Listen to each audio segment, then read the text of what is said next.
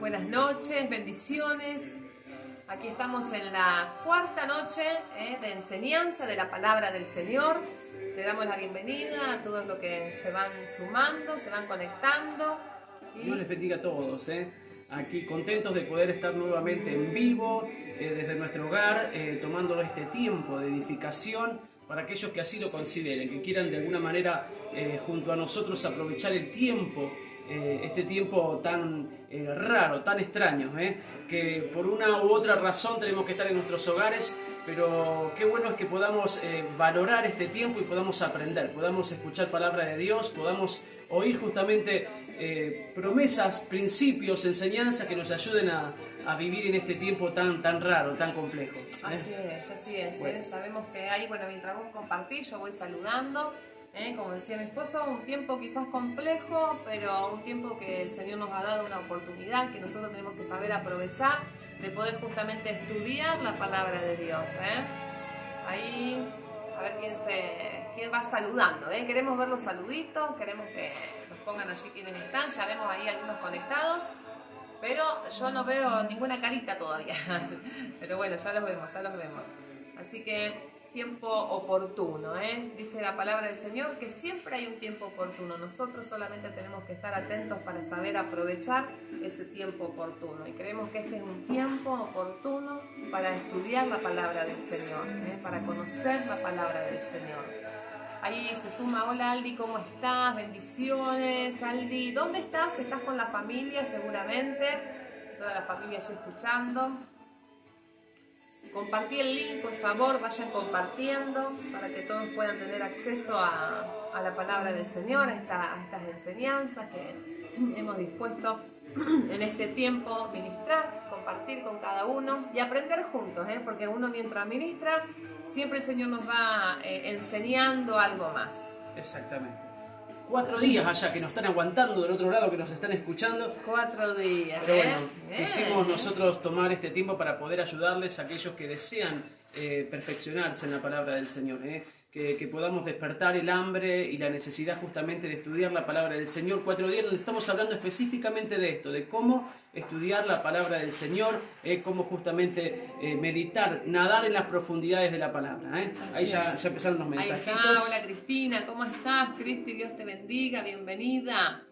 Hola Emiliano, ya tenemos Casilda, Firmat, Mugueta presente, localidades que se van sumando. Sabemos que detrás de cada uno de ustedes están las familias. Buenas noches, dice Emiliano, ¿cómo estás? ¿Cómo anda Firmat? ¿Cómo está Firmat en esta noche por allá? ¿Cómo están todas las cosas por esa tierra bella? Iba a preguntar qué estará cocinando Emiliano, porque él es los cocineros oficiales allá que hacen cosas ricas. Yo sé que en todos lados hacen cosas ricas, Mugueta también, tenemos cocineros por todos lados, pero bueno, algunos son de mandar más fotitos. Nos hacen desear por el teléfono. Claro que sí. Vayan compartiendo a medida que se van sumando. A ver quién más está ahí, vayan comentando. Les vamos contando mientras tanto que en el día de mañana estará comenzando un nuevo programa, saliendo un nuevo programa por esta misma fanpage, MJPB Auditorio Fuentes, pero desde la localidad de Villa Mugueta. ¡Qué lindo! Los presbíteros Pablo y Celeste Pereira, ellos estarán saliendo en vivo todos los sábados a las 20 horas con un programa que han denominado GPS Hay una salida. Muy buen nombre, con el objetivo justamente de traer una palabra de esperanza para toda esa región, para toda esa localidad. Hace varios años ya que nos hemos instalado en la localidad de Villa Mugueta y desde allí estamos bendiciendo un montón de familias desde ese lugar, así como en otras localidades donde el Señor nos ha permitido poder llegar y plantar familias. Creemos realmente que Dios nos ha entregado toda esta región y estamos creyendo realmente que vamos a multiplicar o nos vamos a extender. Así que mañana no se pierda a las 20 horas, nuevo programa de nuestra página. Así es. Así que bendecimos. Ahí lo vemos a quien va a estar ministrando seguramente mañana en la página. Pablo, ¿cómo estás? Bendiciones, familia. Te vamos a ver mañana, Pablo. Te vamos a ver en vivo ahí del otro lado. Sí, queremos verte, compartir a través de este medio. Sabemos que por ahí no le gusta mucho salir en público así de esta manera, pero va a ser una bendición verte y escucharte, ¿eh? Por supuesto que sí. Hola pastores, dice, saluda Pablo. Dios te bendiga. Está con la familia, ¿eh? Me imagino que están todos ahí comiendo pan casero que hizo Celeste hoy. ¿Ve? Ella estaba haciendo pan casero. Capaz que están trabajando, ¿Sí? trabajando. También. Muy bien, me imagino que sí. todos los que están conectados ya compartieron en su propio Facebook esta impartición, esta charla para poder ministrar con ustedes. Venimos en un ciclo de enseñanzas, esta es la cuarta durante esta semana, tuvimos martes, miércoles, jueves y viernes. Uy, qué Así pesado es. dirán algunos. Pero nos sigue, ¿eh? Nos sigue. aguanta. Bendiciones, Aldarita, ¿cómo estás? Saludos ahí a Miriam, Alejandro, a toda la familia. Y estamos trabajando justamente este tema tan importante que es ser gente que se preocupa por capacitarse en la palabra de Dios, gente que es entendida en la palabra de Dios, gente que valora la palabra de Dios. Por eso incentivamos día tras día que cada uno pueda dedicar ese tiempo de personal, entre Dios y vos, donde Él te pueda hablar. Alejandro Nahuel dice: hola, soy Romina Chamorro y quiero que estén orando por mí y por mis hijos. Amén, vamos a estar orando por vos, Romina. Al finalizar el programa vamos a estar orando por tu vida, así que quédate, escucha una palabra, que una palabra te puede bendecir muchísimo. Así es. El día martes comenzamos hablando justamente de lo que es de por qué la palabra de Dios, la Biblia como nosotros la tenemos, realmente creemos que es una inspiración divina. Así que si no lo viste, puedes en esta misma página ir para atrás y vas a encontrar justamente esta primera enseñanza. Después estuvimos trabajando la segunda un poquito sobre esto de la importancia de dedicarle tiempo a la palabra, de enfocarse a estudiar la palabra del Señor. Hicimos preguntas para ayudarte a analizar la palabra, te dimos algunos tips para ayudarte en la palabra. Ahí Sergio Franchetto dice: hola, bendiciones, ¿cómo estás, Sergio?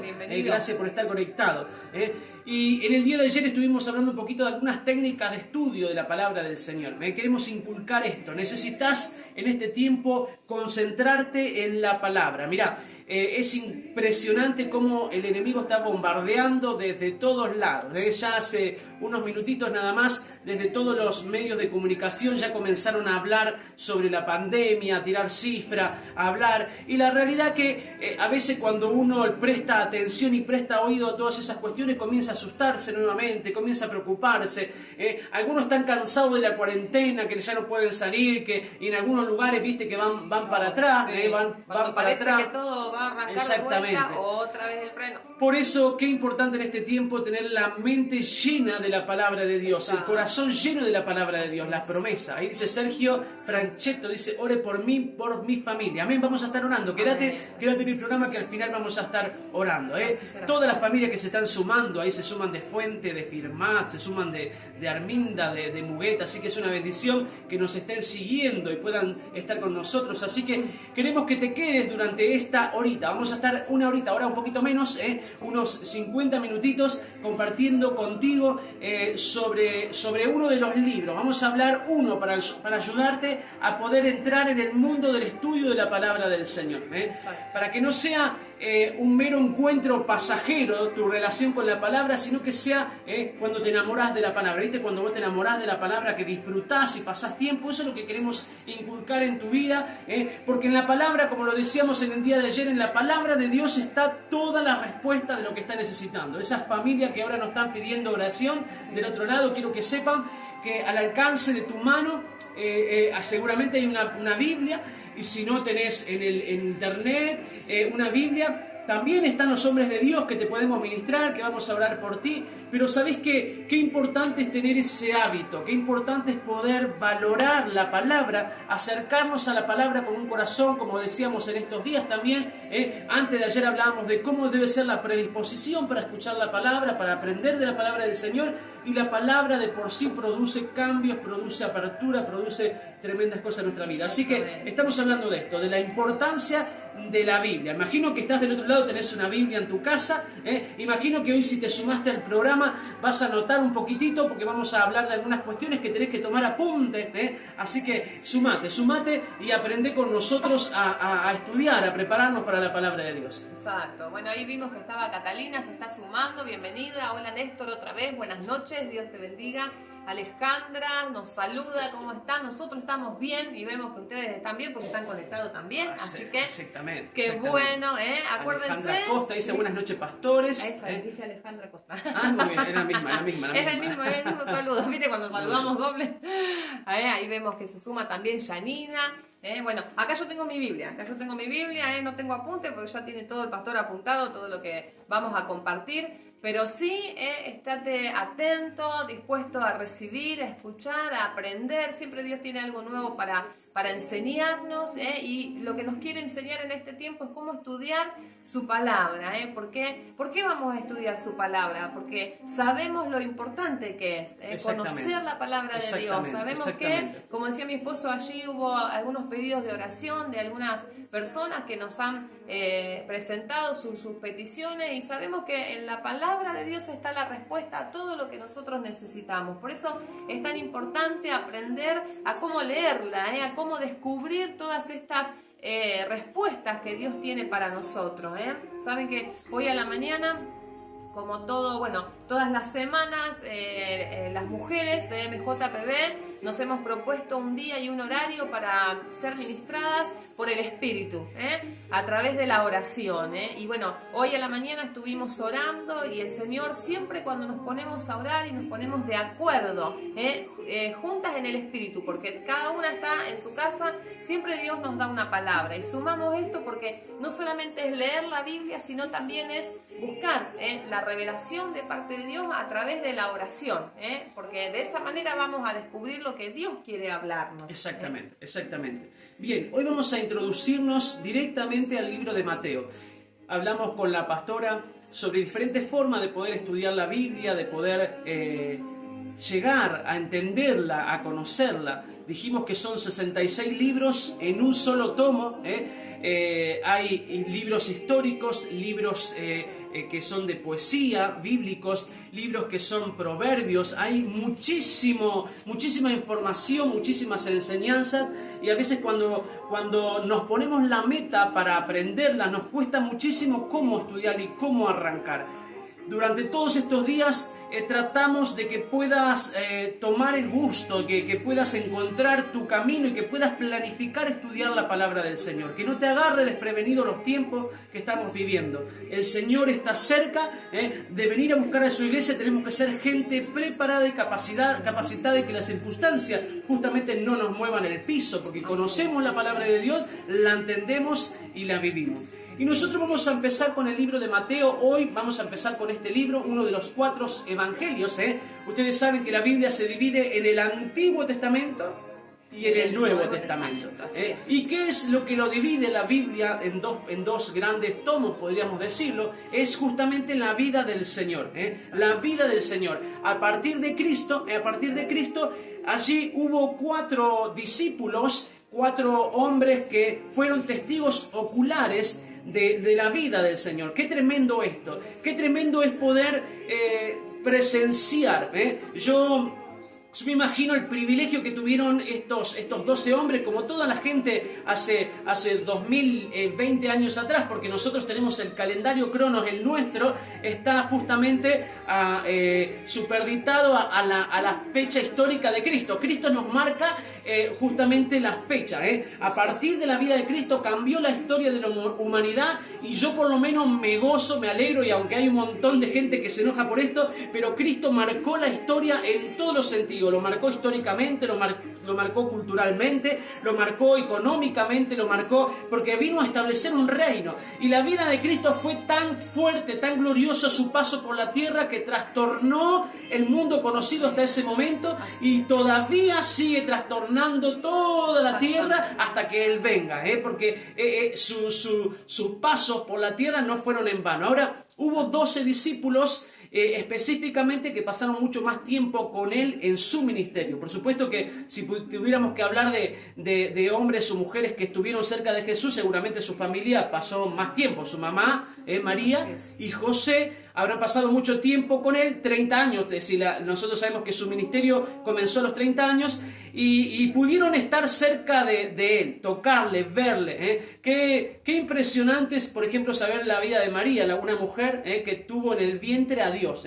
Son experiencias que seguramente jamás las pudiéramos comprender con el solo hecho de explicarlas. No se puede explicar un montón de cosas que ellos vivieron. ¿Verdad que cuando uno quiere contar la experiencia propia, vos podés contarla con las mayores expresiones que vos quieras?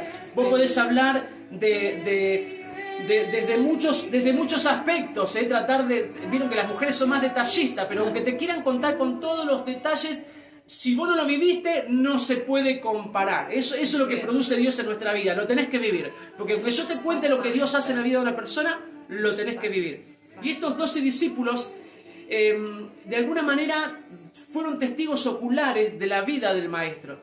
Y gloria a Dios por eso, porque cuatro de ellos, Mateo, Marcos, Lucas y Juan, pudieron escribir la historia de Jesús por medio de lo que ellos vieron. Es decir, fueron de alguna manera testigos de primera mano. Nadie se los contó, no se los contó nadie, sino que fueron testigos. Ellos, cada uno desde diferentes lugares, desde su lugar, pudieron ver a Jesús, verlo nacer, o verlo hacer milagros, o verlo sanar enfermos. Cada uno de ellos fueron llamados por Dios y experimentaron los milagros de Dios, y 4 de ellos escribieron la vida de Jesús de manera textual. Ahora hay una serie que muchos están mirando en Telefe, la serie Jesús, ¿viste? Sí. Y algunos dicen, ay, yo sé más de Jesús porque, bueno, lo que pasa es que cuando hay producciones así televisivas sobre la vida de Jesús, sobre cualquier personaje bíblico, siempre para poder completar con la historia, con la novela, lo que hacen es contar esos espacios, por ejemplo, lo va contando como el que escribe el guión se les ocurre. Y por ahí sucede que a veces la gente ve un programa como este y toma textual. Claro, toma textual y dice como Jesús, y en realidad es el guión de la película. Pero qué importante es saber que nosotros tenemos un relato histórico, real, de primera mano, que son aquellos 4 discípulos que son Mateo, Marcos, Lucas y Juan. Ellos pudieron contarnos directamente en un texto, y nosotros podemos comparar esos evangelios. Los 3 primeros, Mateo, Marcos y Lucas, se les llaman evangelios sinópticos, porque de alguna manera los 3 evangelios, los 3 discípulos de diferentes lugares cuentan las mismas historias. Sí. Ustedes van a ver que, por ejemplo, van a encontrar la parábola del sembrador en los 3, y van a ver que cada uno, la mayoría son iguales, pero cada uno lo ves desde diferentes lugares, pero para confirmarnos la misma palabra. Exacto. Así es como si nosotros tuviésemos... hubiésemos visto un accidente en la esquina, y los dos estuvimos juntos, los dos lo hemos vivido, pero él lo cuenta desde su óptica, desde su mirada, y yo lo cuento desde mi mirada. Claro. Eso es lo que pasó con los apóstoles. Seguramente Mateo vio cosas que Marcos no vio, claro, y que Lucas no vio. Y Juan es el único libro, es el 4º evangelio, que es un poco más completo, porque los 3 primeros evangelios de alguna manera tienen lo mismo, ¿verdad? Las mismas historias repetidas. En cambio, el libro de Juan tiene algunas historias que no se encuentran en los primeros 3 libros de la Biblia. Por eso es muy importante hacer ese paralelismo. Cuando hablamos de paralelismo, de poder ver que ustedes, cuando leen un texto de Mateo o de cualquiera de otros libros, van a ver que arriba la Biblia le da la referencia del libro siguiente y contando la misma historia. Y a lo mejor le agrega algunas cositas que tienen que ver con esa óptica, como le decíamos, que nos ayuda al entendimiento de lo que quiero yo aprender, de lo que estoy aprendiendo. Por eso, el libro de Mateo es el libro más largo de los 4 evangelios. Tiene 28 capítulos. Nosotros estamos estudiando con nuestros hijos el libro de Mateo y vamos por el capítulo 21. Así que nos falta 7 libros nada más. Están contentos los chicos porque vamos...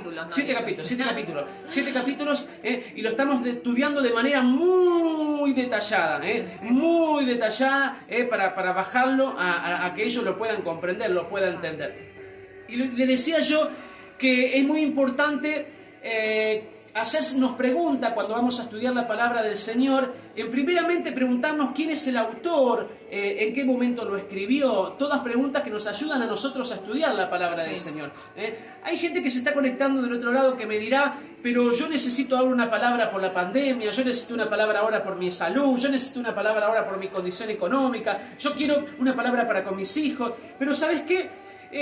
justamente eso es lo que a veces nos atrasa en el crecimiento y en la madurez de la palabra del Señor, porque siempre estamos condicionando la palabra muchas veces a lo que nosotros estamos necesitando. Pero qué importante es dejar eso a un costado, insisto sobre esto, ya lo hablamos los días anteriores, dejar eso a un costado para decirle, Señor, enséñame lo que vos me querés enseñar y quiero aprender lo que vos me quieras dar en este tiempo. Por eso, con esa actitud, empezar a estudiar la palabra. Así es, porque muchas veces nosotros, como dice mi esposo, nos quedamos y nos detenemos en esta situación y buscamos información y le pedimos al Señor y queremos revelación acerca de lo que estamos pasando y nos estamos perdiendo el crecimiento y de lo que Dios tiene para nosotros. Porque Dios dice que si nosotros nos ocupamos de sus cosas, y una de sus cosas tiene que ver con esto, con aprender de la vida de Cristo, de la vida de lo que Dios hizo y de lo que Dios nos dejó, del legado que Dios nos dejó, y Él dice que se va a ocupar de lo nuestro. Entonces, si nosotros nos ocupamos de aprender de su palabra, de ser detallista, de desmenuzar la palabra de Dios, todas las cosas que nosotros podamos aprender nos van a ayudar a crecer y no vamos a quedar estancados en una situación o en un problema del momento. Exactamente. Es como y también es muy importante porque tenemos la cabeza llena, la mente llena de todas esas palabras que estamos estudiando. En un momento hay un pasaje que dice que cuando el Señor limpia una casa y la ordena y no es llena esa casa, dice que el espíritu que se fue agarra 7 espíritus nuevos y lo trae y el estado posterior de esa casa viene a ser peor que el primero. Fíjense lo que pasa cuando nuestra mente está desocupada. Vos me decís, yo soy cristiano, yo conozco al Señor, yo me congrego, yo practico los principios del Señor, pero cuando tu mente no está concentrado en la palabra del Señor, cuando no le dedica tiempo a la palabra del Señor, a veces tu cabecita se transforma, y perdón la expresión, pero se transforma en un basurero de cualquier cosa que te quiera meter en la cabeza. Si hoy están volando los pajaritos de la preocupación, del miedo, de la ansiedad, de todo esto, yo quiero que puedas ir a la palabra y llenes tu cabecita de todo esto que estamos hablando, tan importante. Porque si no reproducimos todo lo que tenemos dentro, toda la preocupación, todas las cuestiones que no son la palabra, es lo que reproducimos y las acciones muestran lo que hay dentro de nosotros. Exactamente. Bien, dijimos, Mateo es el primer libro del Nuevo Testamento. Para nosotros es una forma más fácil de estudiar la Biblia porque de alguna manera centra todo nuestro entendimiento en la vida de Cristo.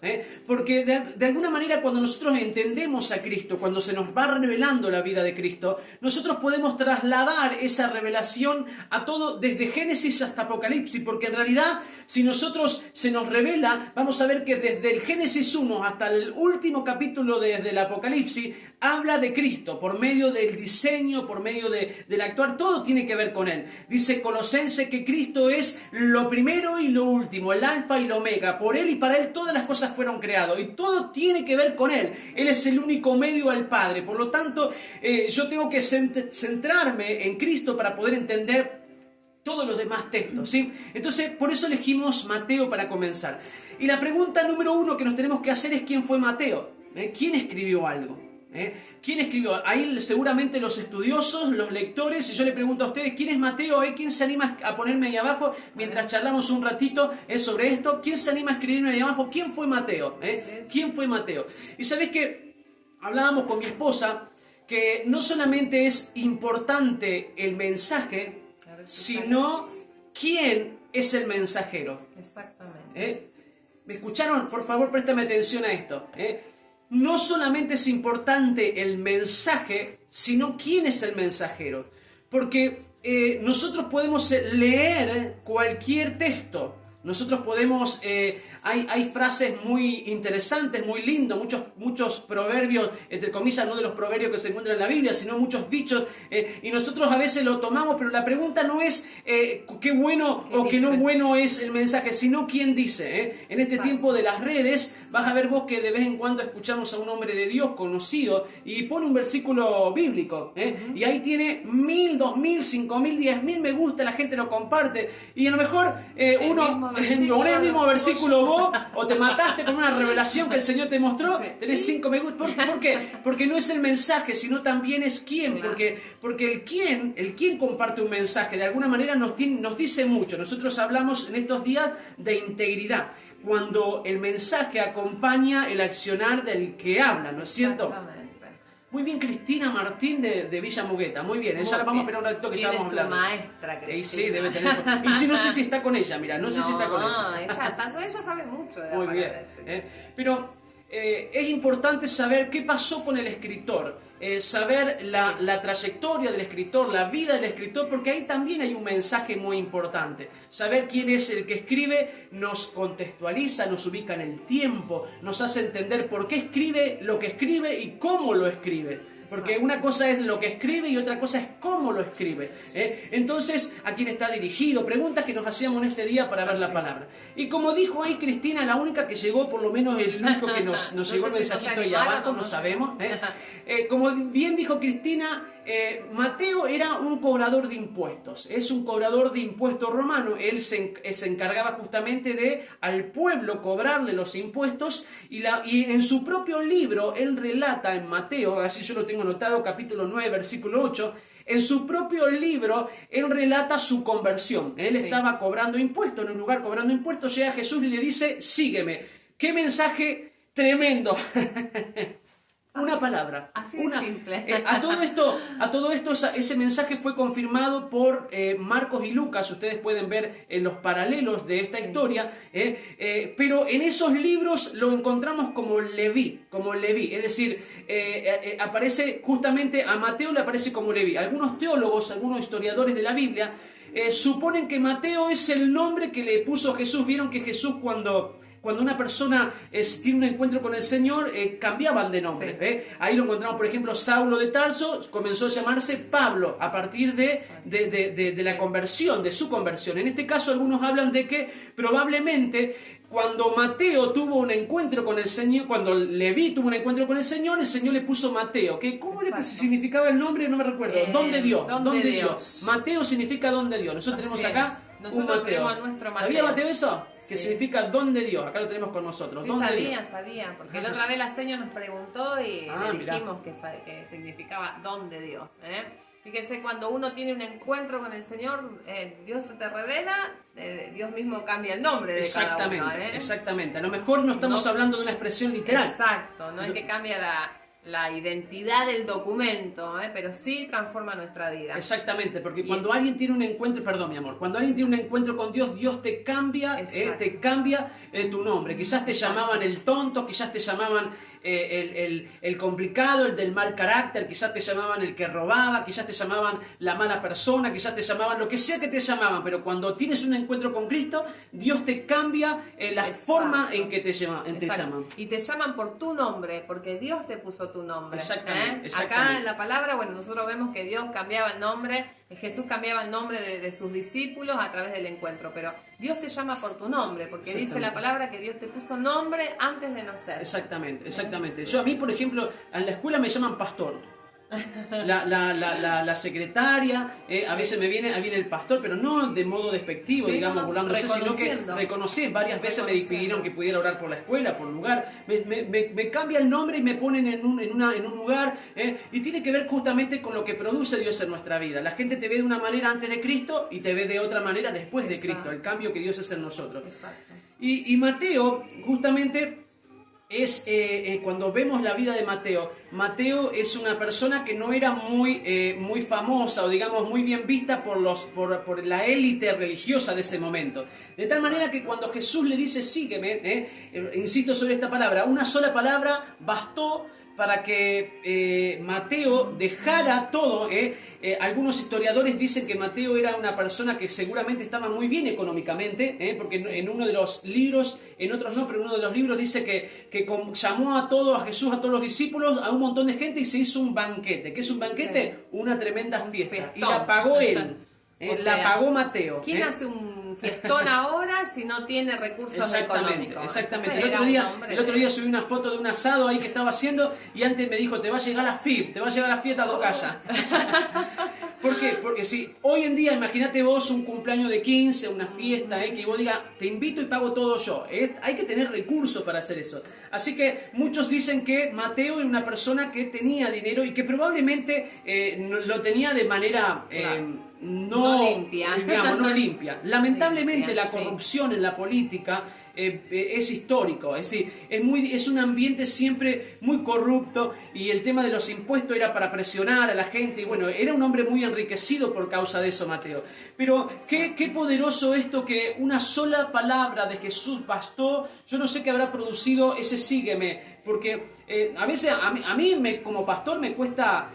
años que alguien se convierta, porque hay una verdadera conversión. ¿Cómo te das cuenta que alguien se convirtió? ¿Cómo te das cuenta, pastora, que alguien se convirtió? Y justamente porque ves su accionar, ves que deja, no es que deja todo, deja su casa, pero comienza a seguirte, a imitar los pasos que hace uno como padre, que da uno como padre, y comienza a manifestarse de la misma manera, los frutos del Espíritu a través de esa vida. Exactamente. O sea, dejando su vida pasada atrás, dejando lo que no era grato delante de Dios y comienza a hacer lo que uno hace delante de Dios grato. Te pregunto a vos que estás del otro lado, ¿cuánto tiempo tardó Dios o está tardando? Porque dependerá de la respuesta. ¿Cuánto tiempo tardó Dios o cuánto tiempo estás tardando para que vos tengas una verdadera conversión de la cual estés dispuesto a dejar todo por el Señor? Porque esa es la cuestión. El silencio de esa es la cuestión. De estar dispuesto a dejarlo todo por el Señor. Entonces, a Mateo le bastó una sola palabra. Lo vio Jesús, él estaba cobrando, disfrutando de mucho dinero, pero a Mateo le bastó una sola palabra para dejarlo todo y seguirlo a Jesús. Y hizo un tremendo banquete, una tremenda fiesta, y ahí los fariseos se enojaron, le hicieron, ¿cómo puede ser que si es el Mesías, si es el hijo del Padre, o es un verdadero, no decía cristiano porque no creían en Cristo, si un verdadero judío estaba entre medio de republicanos y pecadores? Y él les contesta a Jesús y le dice, no he sido llamado justamente más que para sanar a los enfermos, para los que están necesitados, es decir, para eso vine. Eso es lo que le contestó Jesús. Exactamente, ellos no podían entender qué hacía Jesús metido entre medio de ellos. Sin embargo, Jesús vino para eso, para rescatarnos, para sacarnos de nuestra vieja vida, de nuestro pasado y poder transformar nuestra vida. Exactamente. Cuando Mateo, entonces, él comienza a escribir la historia desde su perspectiva, de su mirada, un testigo ocular de la vida de Jesús. Cuando Mateo hace eso, lo hace entonces pensando en los judíos. Lo hace pensando entonces en los fariseos, y él escribe de una manera muy particular. Ustedes saben que hablábamos con las pastoras, si ustedes van a estudiar los libros, cualquiera de ustedes pueden acceder a muchísimas páginas de internet primero y poder buscar la historia de cada uno de los escritores, la historia de Mateo, la historia de Marcos, la historia de Lucas, para conocer cada uno de ellos y tener un poquito más de profundidad, el contexto, lo demás. Mateo, cuando escribe pensando en los judíos, y él utiliza mucho, si ustedes prestan atención, el libro de Mateo utiliza mucho tomando versículos del Antiguo Testamento. Ustedes van a ver que trae continuamente profecías del Antiguo Testamento, así como dijo el profeta Isaías, así como dijo el profeta, así como... ¿Por qué hace eso? Porque él quiere demostrar su eje, o él está centrado en demostrar que Jesús es el Rey prometido a los judíos, al pueblo de Dios. Él quiere demostrar que era el Mesías, el Salvador. Entonces él continuamente hace un paralelismo entre la vida de Jesús y la profecía. Ustedes van a encontrar, en los primeros capítulos nada más, van a encontrar, por nombrarle algunas nada más, cuando María y José huyen justamente de Belén y van a Egipto porque Faraón quería matar a todos los niños cuando se enteró que era el rey, dice, y fue a Egipto para que se cumpliese la profecía que de Egipto yo llamé. ¿Y por qué hace eso justamente Mateo, continuamente hablando del Antiguo Testamento? Porque él quiere demostrar en su palabra que Jesús es el Mesías, aquello que venían profetizando desde el Génesis justamente hasta Malaquías. Todos los que hablaron en el Antiguo Testamento es Jesús, Él es el Mesías. Y Él dirigió su libro, dirigió su enseñanza al pueblo al pueblo de Israel, a los judíos, aquellos que tenían que esperarlo, pero no lo... si la Biblia no lo esperaban, no le conocieron. Dice la Biblia justamente que los que tenían que esperarle, los que tenían que recibirle, no le conocieron. Entonces, cuando Mateo escribe el libro, ese libro, su libro justamente, lo hace pensando en eso y continuamente utiliza el Antiguo Testamento para poder hablar de esto, para mostrar a Jesús como rey. Para Jesús como rey. Después el libro de Marcos muestran a Jesús, por ejemplo, como Dios. El libro de Lucas lo habla como humano, a Jesús como humano. Y así cada uno muestran a Jesús de una manera muy particular. Cada uno desde su perspectiva, como decíamos anteriormente. Exacto, de las vivencias que tuvieron con el Señor Jesús, compartiendo, porque ellos estuvieron ahí como nosotros estamos, uno al lado de otro, viviendo todas las experiencias, escuchando todas las enseñanzas de Jesús. Entonces todo lo que vivieron cada uno desde su mirada, desde su postura, eso fue lo que escribieron y relataron en sus libros. Exactamente, es de primera mano. Cuando tenemos los evangelios, es de primera mano escuchar lo que vieron con sus ojos, lo vieron a Jesús con sus ojos. Entonces ellos escribieron en base a lo que vieron. Y nosotros acá, para ayudarles a entender el libro de Mateo, escogimos el libro de Mateo y ayudarles a ustedes a que contextualicen todo lo que los puede enseñar esa palabra. Algunos escritores dividieron el libro, por ejemplo, los 28 capítulos de Mateo, lo dividieron en 8 sectores, en 8 partes, que narran específicamente toda la vida de Jesús, el proceso desde que Él nace. En realidad comienza Mateo hablando desde la genealogía, es decir, ¿cómo es que decía ayer el libro? Los antepasados. Los antepasados de Jesús, Los antepasados de Jesús, comienza hablando de eso hasta su muerte y resurrección. Todo el proceso de la vida de Jesús, desde justamente su nacimiento, sus antepasados, nacimiento, hasta su muerte y resurrección. Entonces, poder tener un panorama completo, cada una de esas etapas, también nos ayuda a nosotros a comprender un libro y a comprender la palabra de lo que Dios nos está enseñando. Y te vamos a contar algunas cuestiones así de esas 8 etapas para que vos lo puedas anotar. Te pido tener una lapicera en mano y un papelito y anotá allí para que vos puedas decir, bueno, voy por esta etapa de Mateo, voy por esta etapa, que son otra forma de poder entender un libro completo. Exacto. La primera que encontramos en el capítulo 1, allí apenas comenzamos, ayer lo empezamos a hablar un poquitito, es justamente la etapa 1, es en donde está a ver que lo tengo acá, esperen, del otro lado, la genealogía de Jesús y su nacimiento. La genealogía de Jesús y su nacimiento. Y esto es muy importante porque ahí es donde Mateo comienza a demostrar justamente que Jesús era hijo de David. Vieron que cuando ustedes estudian el Antiguo Testamento, utiliza mucho esto, hijo de David, hijo de Abraham, porque justamente tenía que ver con un linaje, una línea de la cual el Mesías iba a venir. No podía nacer de cualquier padre, de cualquier hombre Jesús. Tenía que nacer de ese linaje, tenía que ser hijo de David. Entonces, desde entrada nada más, Mateo comienza a mostrarnos una línea detallada. ¿Quién es el Padre, el Hijo, Padre, Hijo, Padre, Hijo? Son tres generaciones de 14, digamos 3 etapas de 14 generaciones que están en el capítulo 1 del versículo 1 al 17, si no me equivoco. Todo eso, toda esa genealogía nos muestra justamente desde Abraham, el padre de la fe, cómo llegamos a la vida de Jesús. Así es. Ayer nosotros decíamos con la pastora, terminamos el programa hablando de esto. ¿Cómo es Dios cuando Dios escoge a alguien? Cuando Dios escoge a una persona, Dios escoge a todas sus generaciones. Por lo tanto, cuando Dios pensó en vos y pensó en nosotros, Él pensó en nuestros padres, pensó en nuestros abuelos, pensó en nuestros tatarabuelos y también pensó en nuestros nietos, tataranietos, porque Dios llama generaciones. Eso es lo que hablamos ayer. Exactamente, todas las generaciones que prosiguen detrás nuestro. No es que nosotros solamente fuimos llamados, un matrimonio, una familia, hoy en este tiempo, sino que ya Dios había predestinado desde aquellos años a nuestra genealogía, a nuestros antepasados. Exactamente. Luego, en ese mismo sector, en la primera parte del libro de Mateo, empieza hablando de la familia de Jesús. Y eso es importantísimo porque podemos ver como en el Génesis, en el inicio de Génesis, Dios usa una familia. Jesús no vino de un repollo, no vino de no sé cuál es. Del mono, ¿De del mono, de del mono, de la evolución del mono, no vino de la cigüeña, que hay un montón de ideas ahí que a veces nosotros enseñamos que todavía se que sigue cuando hablando. era chico te decía esas cosas, yo todavía no sabía dónde había... Claro, claro. No.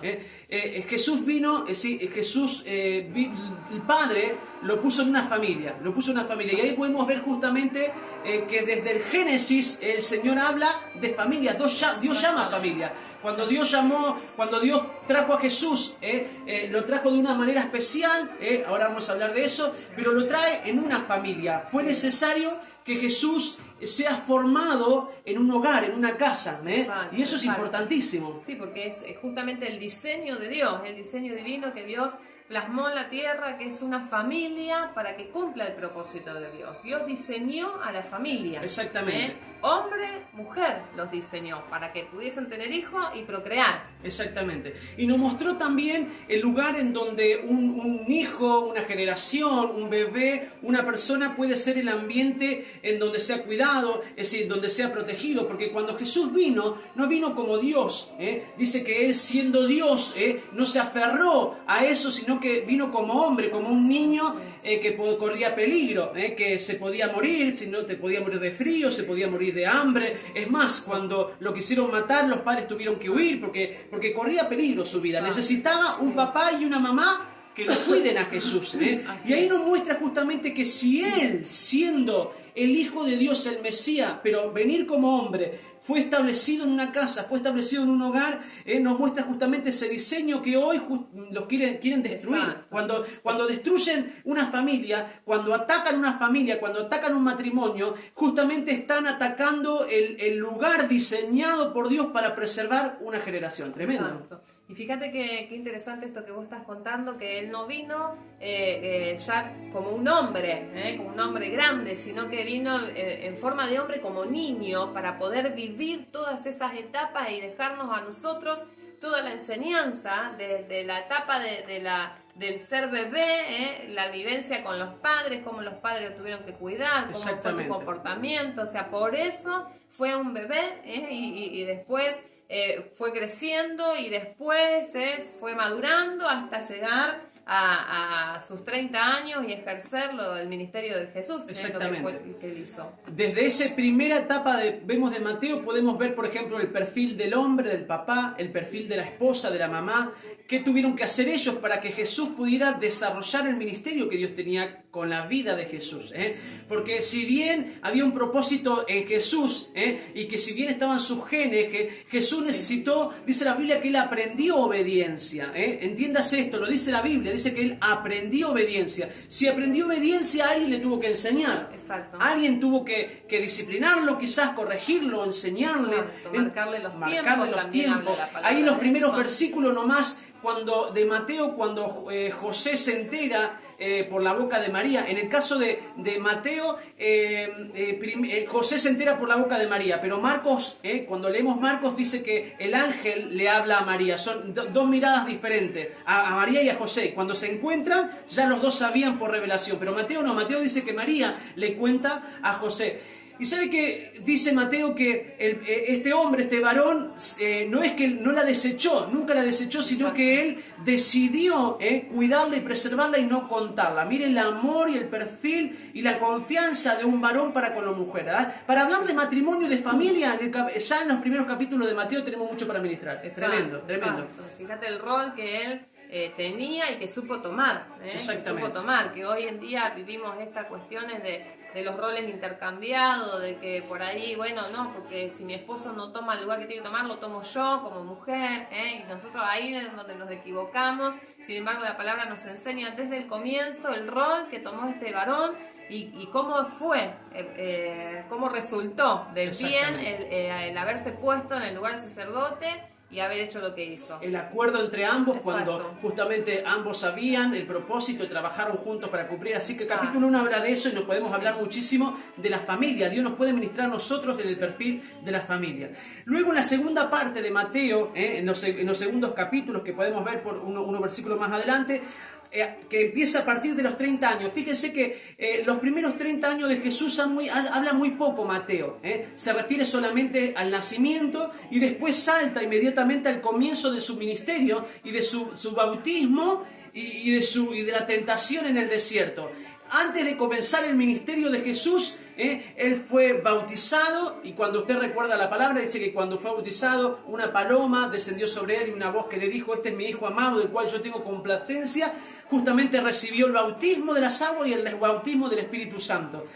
Y después fue tentado, inmediatamente fue llevado al desierto, fue tentado durante 40 días, usted conoce la historia.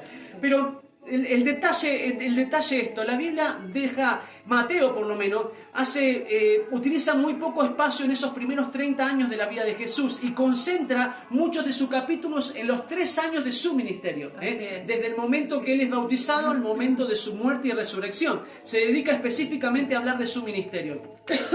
Pero esto nos deja un mensaje ahí, ya analizándolo así a grandes rasgos, nos deja un mensaje, que para que lo que Dios, el potencial de Dios se desarrolle al 100% en nuestra vida, es necesario pasar todo ese proceso. Le costó 30 años a Jesús para que Él luego en 3 años diera vuelta al mundo, para que Él en 3 años diera... A veces nosotros estamos tan ansiosos, queremos todo así, ¿cuándo el Señor a mí? ¿Cuándo esto? 30 años le costó a Jesús, 30 Pasan años. todos 3 años y nosotros queremos revolucionar una nación, pero lleva todo un proceso de preparación, un proceso de vivir etapa por etapa, de caminar etapa por etapa y no de acelerar los tiempos. Exactamente. Así que no te preocupes si todavía no estás viendo la mano de Dios en tu ministerio, si por ahí se te encargó una tierra, se te encargó un lugar, si tenés un granero, si estás con los jóvenes, con los niños, si estás trabajando. Espera el tiempo de Dios, porque Dios tiene que trabajar con nosotros primero. Tenemos que dejar que Dios trabaje a su tiempo. Dios va a hacer todas las cosas porque es Dios marcando. Llegó un día que el Padre le dijo: es hora, es el tiempo.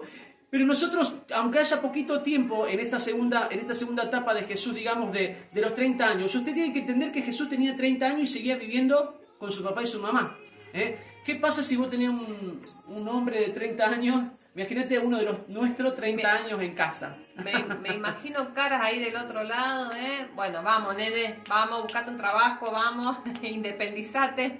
Él estaba ahí seguramente trabajando con el padre, que era carpintero. Ahora, el tema es el siguiente. Tanto María y José sabían el propósito de Jesús. Cuando los padres saben el propósito de sus hijos, no le inquieta esperar el momento oportuno. Por eso no tenemos que inquietarnos, no tenemos que apurarnos, porque a su tiempo el Señor cumple lo que habló de nosotros y de nuestra generación. Por eso la responsabilidad que tenemos nosotros como padres de conocer también el propósito que Dios tiene para con nuestros hijos y direccionarlos a eso, porque no es que nosotros vamos a quedar sentaditos y tiene 30, tiene 40 y ahí el chico sigue igual y no avanza. No, nosotros conocemos el propósito, nosotros tenemos que ocuparnos de conocer el propósito por el cual nuestros hijos fueron llamados y levantarnos y direccionarlos y enseñarlos y encaminarlos. Esa es nuestra responsabilidad. Esa es la responsabilidad que tenía María y José. Imagínense que no era cualquier niño. No era la responsabilidad tremenda. Era tremendo lo que ellos portaban, y ellos fueron fieles a Dios. O sea, Dios les fue guiando y direccionando cómo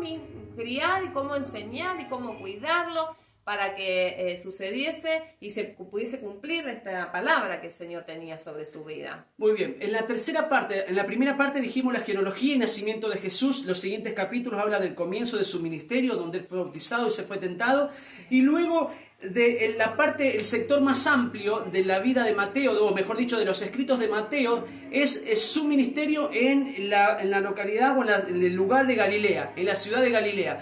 Allí Jesús le dedicó un tiempo de su ministerio muy fuerte. Está narrado desde mitad del capítulo 4 al versículo 14, habla de todo lo que pasó en Galilea, muchísimo. Allí dice que predicó, enseñó, hizo milagros, resucitó, sanó, tremendo todo lo que hizo en ese lugar. Y también en ese tiempo en Galilea, durante todos esos capítulos, también comisionó a los 12, eligió a 12 y los comisionó. Comenzó a formar a 12 de sus discípulos. Mire todo lo que hizo en una tierra Jesús durante todos sus capítulos. Nos muestra en esta tercera etapa nos muestra su ministerio en su mayor esplendor, digamos, cómo en tan poco tiempo él pudo producir mucho, porque a veces a nosotros los pastores nos cuesta bastante tiempo formar un discípulo, y bastante dolores dolores de cabeza. Nos cuesta bastante tiempo que alguien pueda... Lo mismo deben decir de nosotros nuestros padres espirituales. Sí, es una cadena.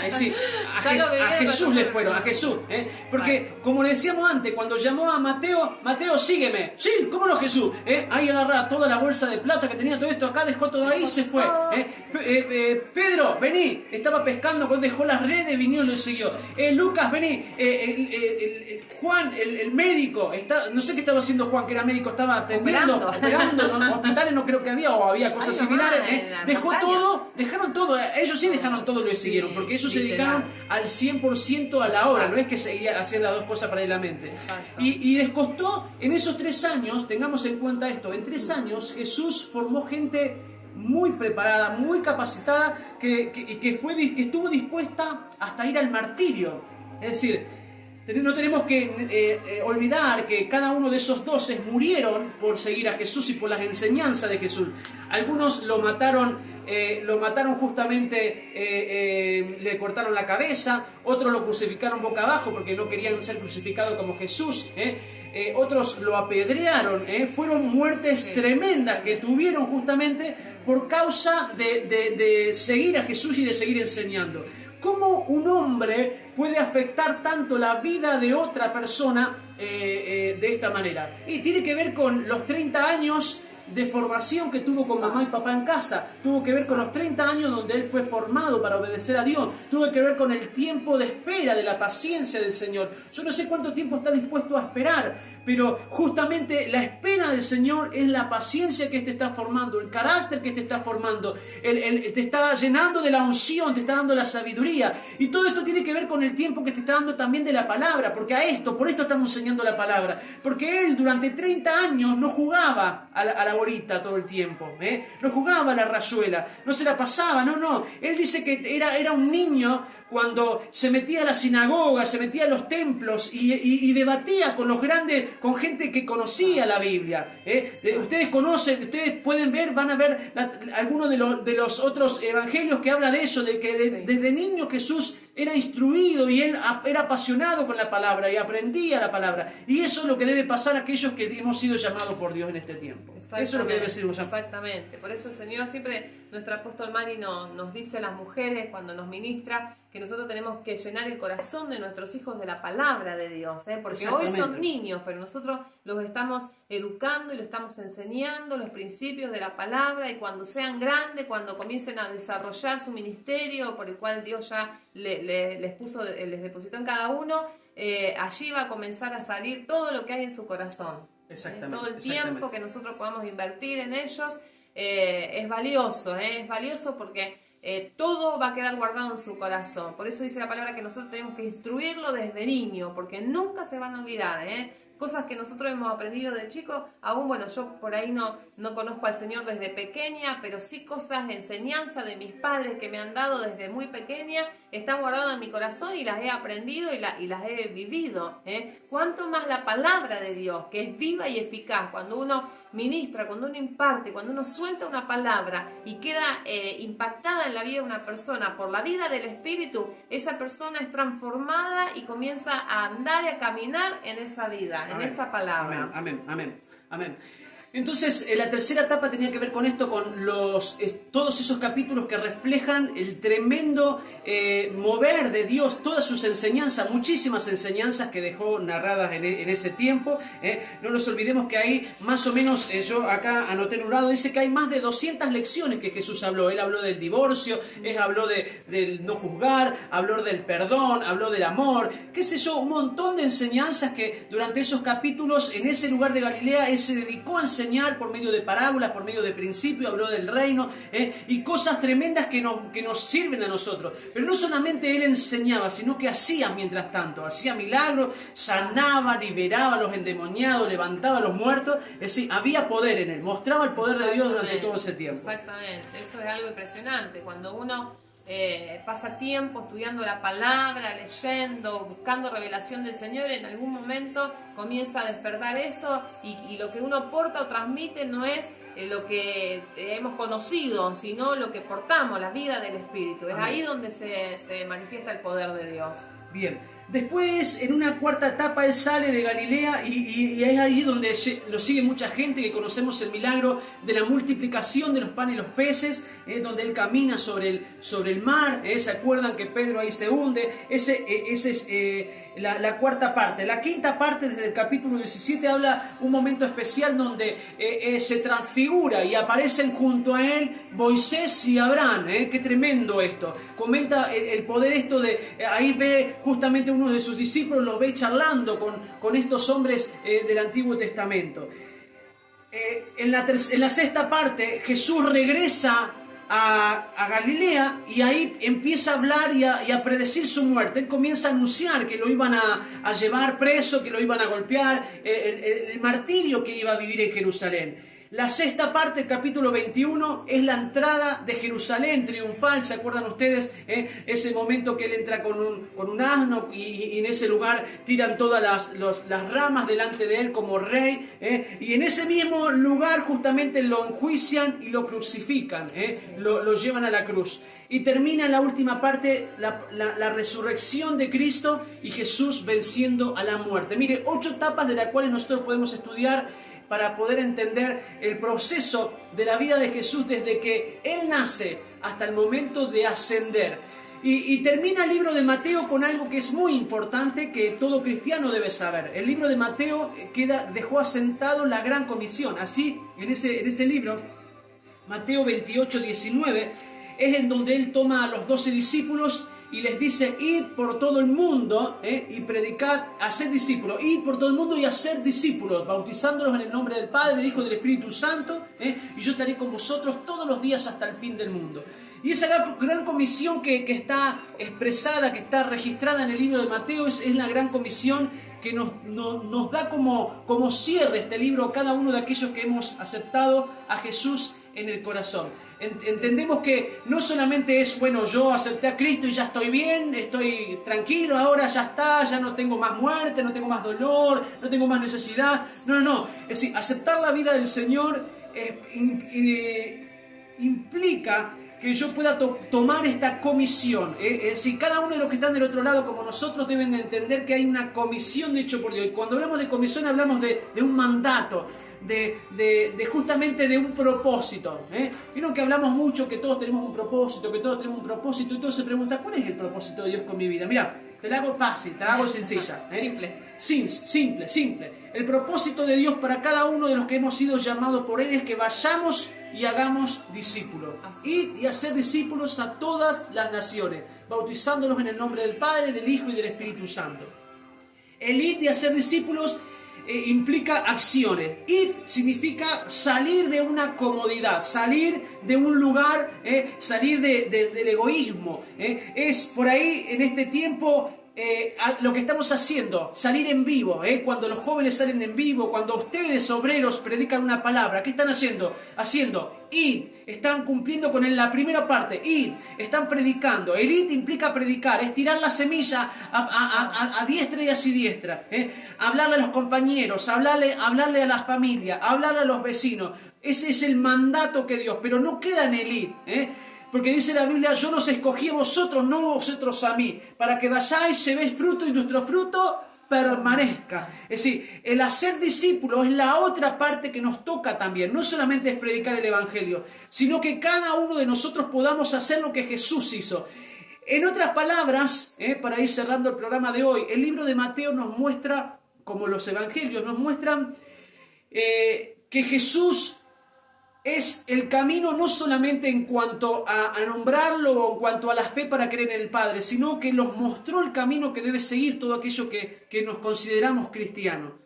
Así como Jesús lo hizo, nosotros lo tenemos que hacer. Mateo nos está diciendo eso. Estudiemos la vida de Jesús, porque lo que Él hizo lo tenemos que hacer nosotros. Así como Jesús predicó, nosotros tenemos que predicar. Así como Jesús eligió a 12, tenemos que formar a 12.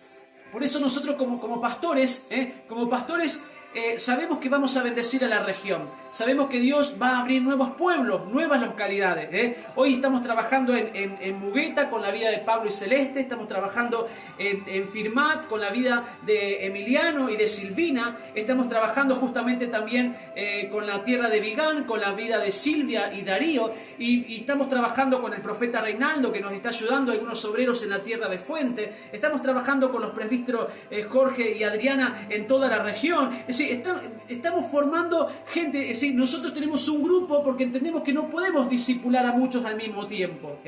Así como Jesús tenía mucha gente, pero eligió 12 para formarnos esos 12 y que esos 12 se encarguen de la obra. Así nosotros hemos puesto los ojos en cada uno de los obreros que Dios nos ha confiado y lo estamos formando para que también hagan lo mismo. Entonces, si nosotros hacemos lo mismo por ejemplo, con estos obreros que hoy nos ha confiado, con los presbíteros, con el profeta, con los diáconos que hoy tenemos acá, eso hacen lo mismo con otros y eso hacen lo mismo con otros. Si todos hacemos lo mismo, va a pasar lo mismo que le pasó a Jesús. Su voz y sus mensajes y sus enseñanzas llegaron hasta los confines de la tierra. Así que ahí estoy viendo a las familias de nuestra congregación. Romy, Adalberto, hemos puesto los ojos en ustedes para formarlos, para discipularlos, para que ustedes hagan lo mismo y formen a muchos y alcancen a muchas generaciones. Ahí veo, por ejemplo, veo a Alejandra Costa, a Cristian, yo veo una fotito chiquitita ahí veo a Micaela, veo a las familias, veo a Darío, a Silvia, veo a Néstor Heredia. Néstor, ahí te estoy viendo la fotito de arriba, veo a la gente de Mugueta, veo a la gente de Firmat, toda la gente que está conectada del otro lado. Sepan esto, hemos puesto los ojos en Dios, pero no porque nosotros lo hemos puesto, porque Dios ha puesto los ojos en ustedes. Exactamente. Necesitamos que se capaciten, que se formen. Durante estos 4 días nos hemos dedicado a mostrarles la importancia de la Biblia, de formarse y de capacitarse y de aprender, porque ustedes están siendo formados para discipular y formar a otros. Así es como vamos a llegar a muchas generaciones, cuando cada uno entiende la comisión que se le ha encomendado. Dios te llamó para que vayas, hagas fruto y los frutos permanezcan. Amén. Vamos a orar por todas las peticiones allí. Sí, antes de orar, igual hay una cosita más que yo quiero sumar, que dice que aún mayores cosas de las que ha hecho Jesús nosotros haremos. ¿Y esto por qué se va a dar? Justamente por estudiar la palabra del Señor, porque Dios, a medida que nosotros estudiamos su palabra, aún irá revelándonos mayores cosas, y irá revelándonos cosas nuevas que no hemos visto y no hemos visto hacer tampoco. Por eso dice la palabra que mayores cosas que las que hizo Jesús haremos. Así que si vos te sentís preparado para eso, dale para adelante. Si no te sentís preparado para eso, estudia más la palabra, porque a través de la palabra, del conocimiento y de la revelación de Jesús, vamos a hacer mayores cosas de las que Él ha hecho. Ahí dice Luisa Martínez, así es, Luisa, Mateo, Mateo, mira Mateito, Mateo, estamos hablando. hemos puesto los ojos en ustedes para Así que puedan es. Bendecir generaciones. Amén. Amén, dice gloria a Dios, dice Germán Acevedo. En Vigán Dios va a traer hijos, llamando a los hijos de Vigán. Ese poquito, a veces nosotros esperamos muchos. Todo el mundo quisiera tener una iglesia grande con mucha gente, pero no, tenemos que entender como Jesús, que el Señor nos dé hijos que tengan nuestro corazón y dedicarnos a formar esos hijos y que esos hijos formen a otros hijos y así llegamos de generación a generación. No son los números lo que determina el crecimiento de una iglesia, son los hijos, son los hijos y el discipulado de la gente. Oramos por la familia, por las personas que están allí conectados. Hay pedidos de oración, así que vamos a declarar que esos pedidos de oración que estaban allí anotados, el Señor va a hacer la obra. Amén. Y bendecimos a cada uno de todos los que están conectados, porque quedarse hasta el final van a recibir una bendición de nosotros. Así que reciba esta bendición que vamos a declarar sobre tu vida, sobre su casa, sobre tus generaciones. Padre, en el nombre de Jesús te damos gracias por este tiempo de enseñanza. 4 días, Señor, donde hemos ministrado sobre la importancia de tu palabra. Señor, activa ahora una generación que se deje enseñar, una generación, Padre, que se deje discipular. Señor, forma el corazón de tus siervos y de tus siervas para que en cada lugar donde tú los plantaste puedan levantarse como padres de generaciones, Señor. Los bendigo, Señor. Los bendigo, Padre, que la palabra los envuelva, la palabra los atrape, la palabra, Señor, los forme. El proceso los llevará de gloria en gloria, de poder y en poder. Y darán fruto en abundancia. Y sus frutos no van a perecer. Sus hijos espirituales no van a perecer. Sino, Padre Celestial, tú vas a multiplicarle. Bendecimos la tierra de Villa Mugueta. Bendecimos la tierra, Señor, de Vigán, bendecimos la tierra de Firmat, bendecimos la tierra de Fuente, bendecimos la tierra de Casilda, de Coronel Arnold, de Arminda, de Pujato, Señor, de todos los pueblos que nos están mirando. Declaramos en el nombre de Jesús de Nazaret, en esa tierra, Señor, se van a multiplicar. Llamamos a los hijos del norte, del sur, del este y del oeste, hijos espirituales, Señor, que crean y que se afirmen en tu palabra, en el nombre de Jesús. Oramos por las peticiones que han sido presentadas. Declaramos que tú los alcanzas, esas personas que han sido presentadas, alcánzalos con el poder de tu palabra, en el nombre de Jesús de Nazaret. Gracias, Jesús. Gracias, Jesús. Muy bien, hemos terminado estos 4 días bendecidos. Capaz que vamos a empezar con los 40 días ahora. No sé. Seguirán. Ya no sabemos qué ropa ponernos, sino que ponemos todos. Repetiremos. Así que bueno, gracias por acompañarnos. Ahí vimos algunos hijos que nos han seguido los 4 días. En los 4 días, felicitaciones, porque el tiempo sembrado que hemos dedicado para con ustedes no será en vano, porque eso es honrar la palabra. Cuando hay hijos que se dedican a escuchar a sus padres, sepan que eso trae bendición para con ustedes. Exactamente. Mañana a las 20 horas, más temprano a las 17:30 va a estar el programa del profeta Reinaldo Mesa, que comenzó el sábado pasado. El programa sale a las 17:30. No recuerdo el nombre del programa, pero ya lo vamos a recordar ahí. Mañana a las 17:30 va a estar el profeta, y por las noches a las 20 horas salen vivos desde Mugueta, los presbíteros, con el nuevo programa. Y el domingo, escúchenme bien, el domingo a las 10 de la mañana la primera reunión presencial en Fuentes, y a las 15 horas la segunda reunión presencial también en Fuentes. Se tienen que inscribir, tienen que reservar por todo este tema del protocolo todavía. Exacto. Ahí abajo están los números de WhatsApp, si es alguien que todavía no está en el grupo o alguien que quiere participar, puede mandarnos un mensajito. También allí nos pueden mandar pedido de oración y también pueden contactarse con nosotros. Dios les bendiga a todos, los amamos. Bendiciones. Buenas noches.